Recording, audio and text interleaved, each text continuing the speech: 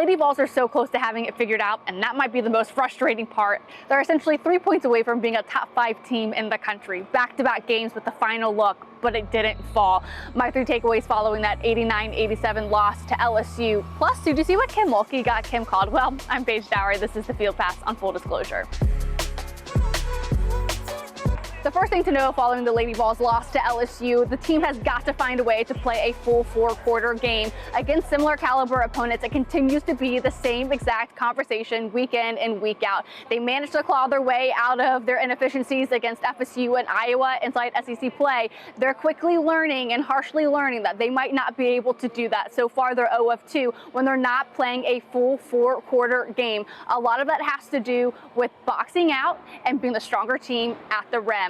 LSU was able to mount an 18-point lead by the opening minutes of the second quarter because they were able to cash in 14 second chance points off of 8 offensive rebounds. That is the biggest Achilles heel to this team, is their inability to consistently be the stronger team at the rim to limit any type of offensive rebound. They were the bigger team against LSU. LSU went to small ball, scheme against the Lady Vols, and that did not play too much into the Lady Vols' favor. And it's that type of frustration of the Lady Vols not consistently boxing out and doing their job when it comes to rebounding that continues to frustrate Kim Caldwell. I think they take it seriously now, but it's cost us 2 games, which is, again, really unfortunate for the seniors because they don't get these games back. Storyline, she doesn't care that they fought so hard. She doesn't care that they came so close. She says this team has a chance to be special and they're blowing it, all because they're not playing consistently. A lot of it, the rebounding, like we mentioned in the first point. When I asked Jules Spear after the game, I'm like, what was the biggest adjustment from the first quarter to the final 3 where you essentially won the last 3 quarters of the game? Is it because you're not playing to your own standard of trying to be the toughest team to play in the country? And she's just like, yeah, pretty much. And we could all see that on the court. They weren't playing their style of game in the opening 12 or so minutes of the game.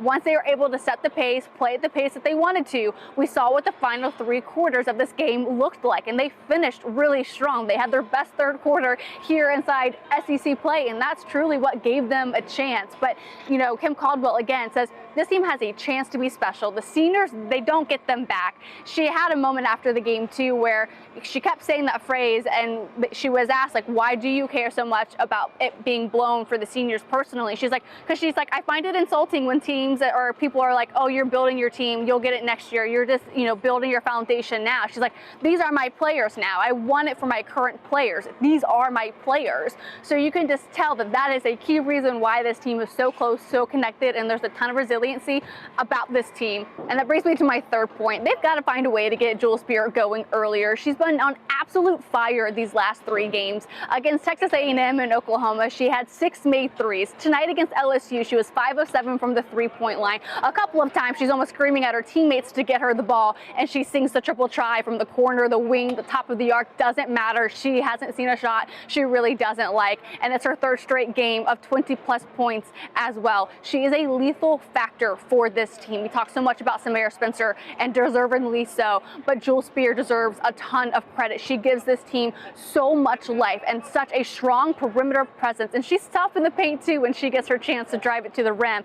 But they've got to find a way to get Jules Spear going early if they can, and they can rebound and they can be the tougher team. Again, a really special team. What also is special about this team brings me to my, my bonus point that I teased you at the beginning about what Mulkey got Kim Caldwell. Of course, Kim Caldwell is due to deliver her baby any week now, it seems, as she says it's a winter baby.